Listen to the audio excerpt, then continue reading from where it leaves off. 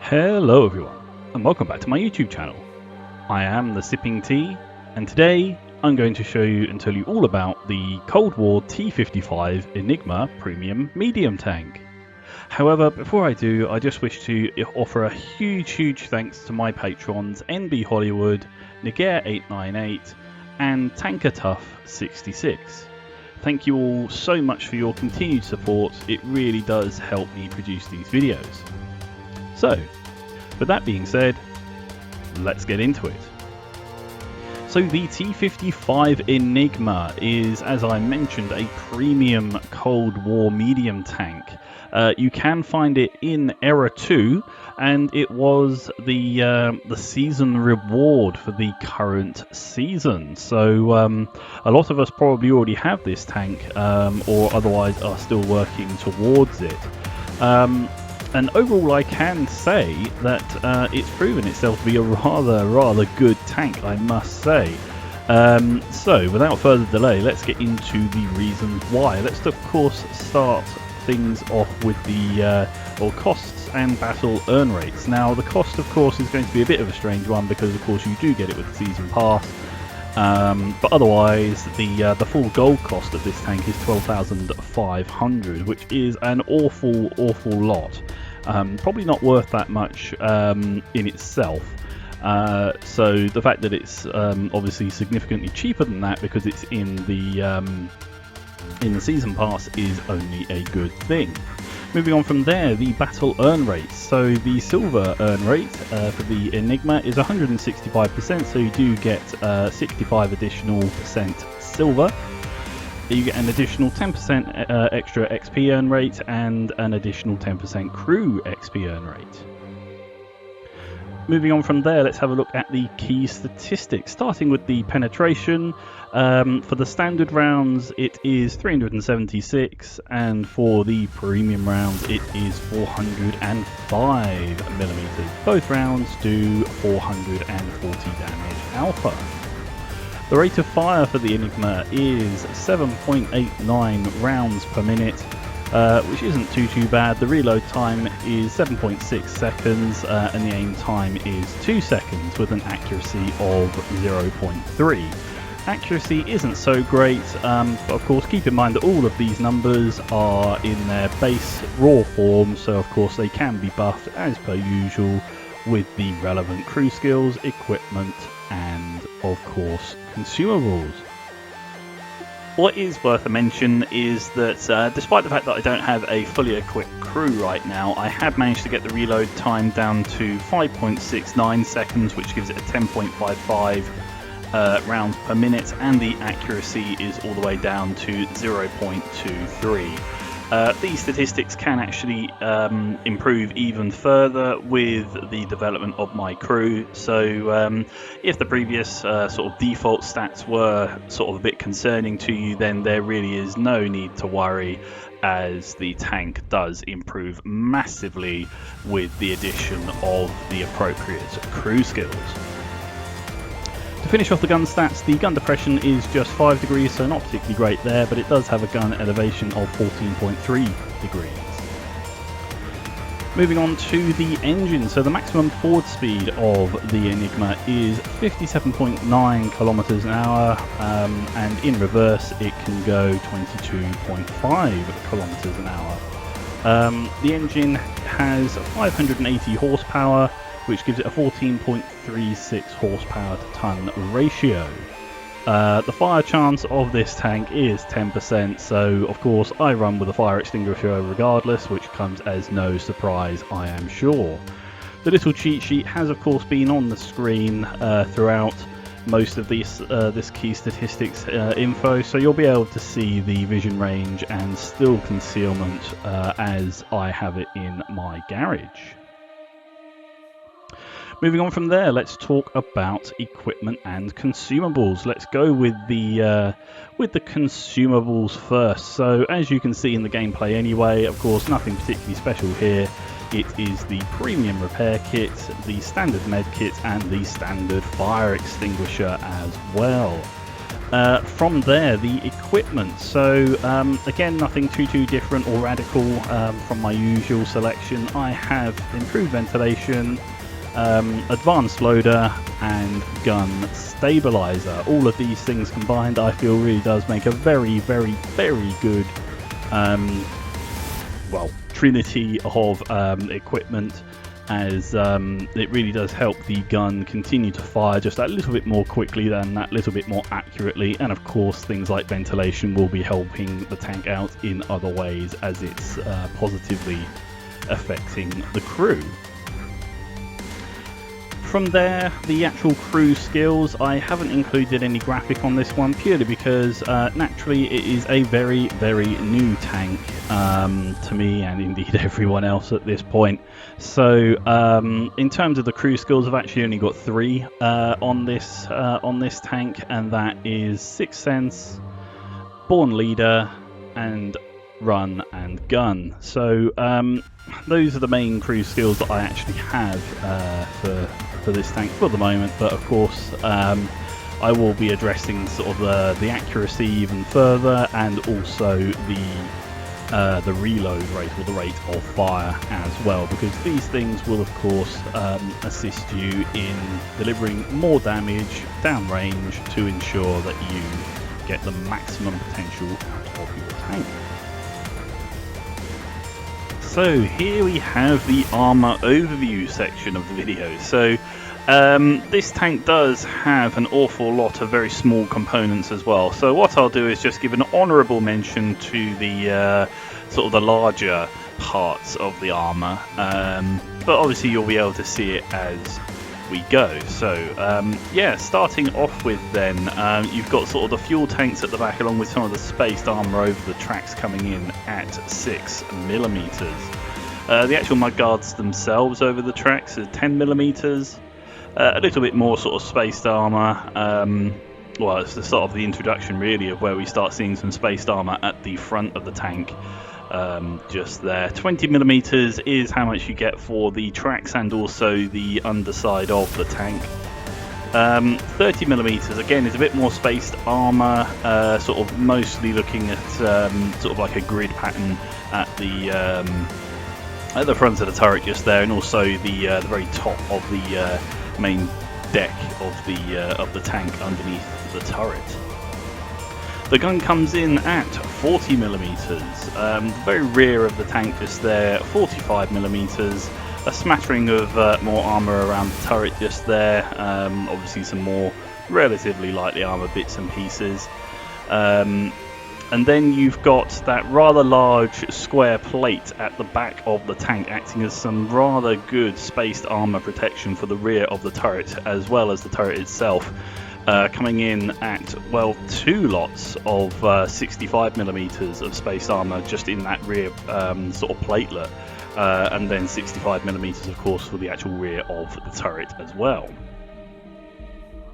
66mm of armour is a rather large plate at the very front of the upper plate of the tank just there. Moving forward onto that, we've got 77mm, again making up a bit of the spaced armour for the upper plate, going onto the main sort of deck of the tank. The internal armour just there on the sides of the hull, 80mm, a smattering of armour around the commander's hatch, sort of viewports at 86mm. Then you've got the main part of the armour at 100mm, which is for the upper plate and the lower plate at the front of the tank.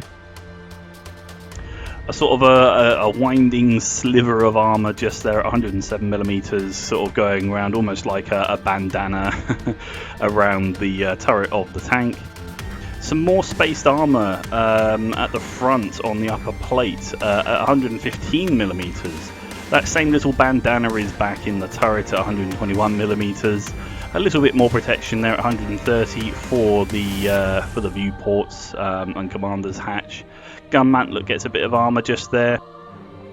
and this is the part where the armor really does start to pick up. You'll see here at 147mm of armor, the two sort of side skirts of the tank. Now, these are really well defended parts of the tank. So you can see by the placement that it is actually protecting quite a large portion of the upper part of the frontal hull, and also leading into parts of the turret. So it really is going to go a long way to protecting the crew. So yeah, at 147mm for this particular part of the armor is exceptionally good.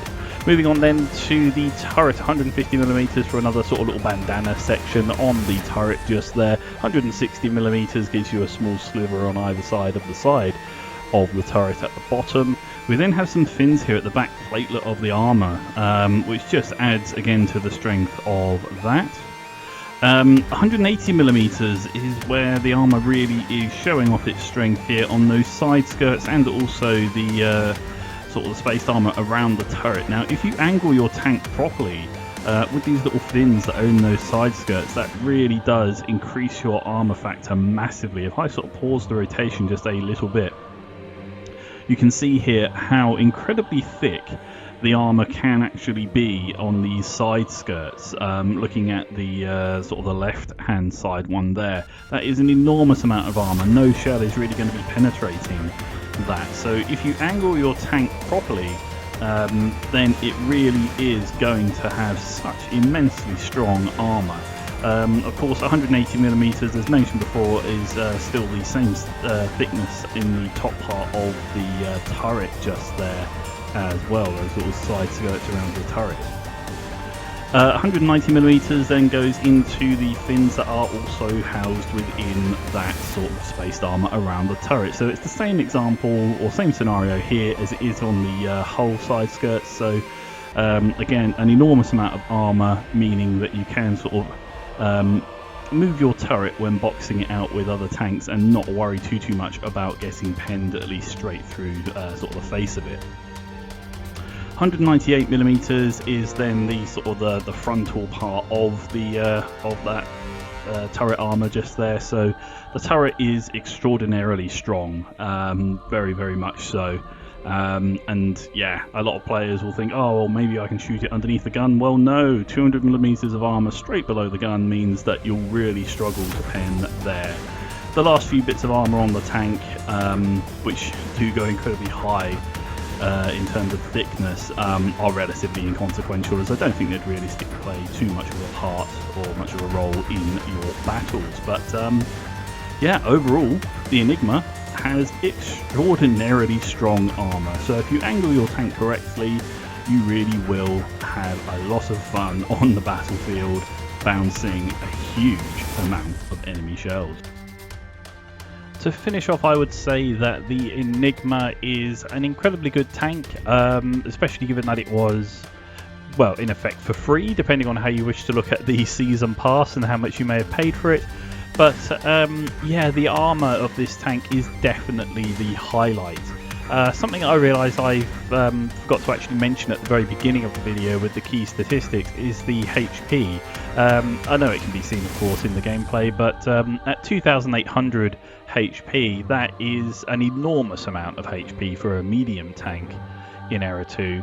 I mean, that's right up there with some of the heavies as well. So this tank, while listed as a medium, really does feel an awful lot more like a heavy because of its armor and its HP. So yeah, I would strongly urge anyone who's sort of uninterested or otherwise in the Enigma to maybe reconsider, just because it's to us an incredibly cheap tank because it's part of the season. And yeah, overall, very worth it. Very worth it. I know that some people sort of, maybe it's more of a minority at this point if it wasn't already, which I think perhaps it was, but some people were wishing to boycott this season just because Wargaming reduced the amount of season points you would get in the season challenges. But honestly, I personally, while it seemed a bit sort of wrong for them to do that, at least without communicating it to us, I really haven't been impacted by it. I mean, it delayed me completing the season by a few days or so, but then that was also just because I was a bit busier, as it turned out, recently with various events going on in real life. So I can't really say that I was too adversely affected by that decision. So if you are one of those people who have sort of decided to maybe give it a miss, I mean, fair enough. I mean, my philosophy has always been sort of you do you. But I'd hate to think that you're missing out, honestly. You know, because this is a good tank, and getting the season pass to acquire this tank is incredibly cheap, as we know. I mean, if you only go for the 2000 season pass, then of course you'll actually more than likely get more gold back than it cost you. You'll certainly at least get the 2000 gold back. That's what they actually guarantee in what they give away. So obviously the variable there is how lucky you get with the key cards. But anyway,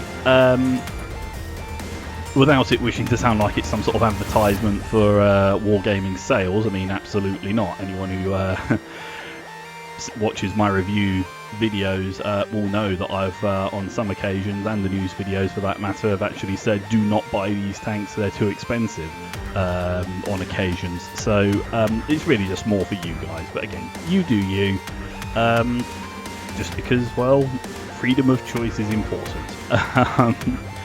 But overall, like I was saying, the T55 Enigma is a very good tank. The gun is decent. It's nothing that's going to sort of rewrite the rule books, but the armor is the main strength of the tank. So yeah, overall, I would say that it is worth getting your hands on if you haven't already. Also, just down in the comments section, let me know what you think about the Enigma. What have your experiences been? If you don't have it yet, but you've gone up against it, then how's that been for you? Have you had much difficulty with it? Have you been able to pen it? But yeah, just please do. I'm always open to lines of communication down in the comments section. Likewise, if you have any thoughts of how I can improve my videos, then please do leave a comment below. Try and make it constructive as best as you can, of course. But yeah, that is it for this video. Please do check out my various links down in the description. But with that all being said, thank you all ever so much for watching, and I'll catch you next time.